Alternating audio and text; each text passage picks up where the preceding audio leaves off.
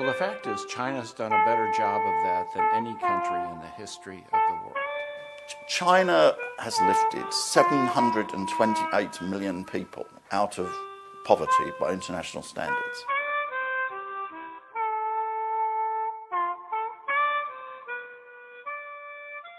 It's an ambitious goal, but we shouldn't set small goals.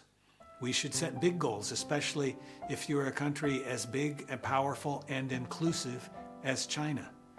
So I'm at the OECD, I'm in charge of our role in helping to implement the Sustainable Development Goals established last September by the United Nations.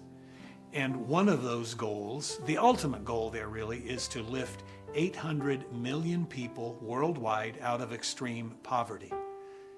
And that is, again, an ambitious goal, like the goal here in China of the 5-year plan, to do it in a shorter period, to get 70 million people out.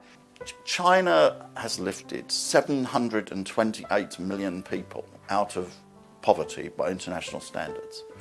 The whole of the rest of the world has only lifted 152 million, right? Therefore, the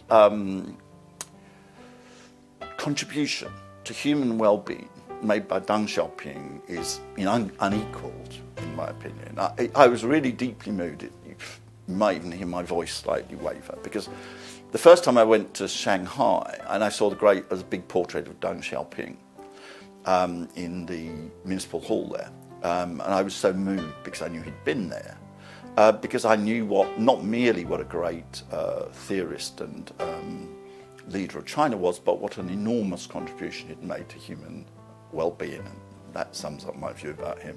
I've seen the changes, both as a frequent visitor, but also my many friends in China. I've seen how their lives have improved. I talk a lot to foreign audiences about what's happening in China. Not only has China done a really amazing job of lifting people out of poverty, but China still faces one of the biggest challenges in history, with 20 million people every year moving to the cities.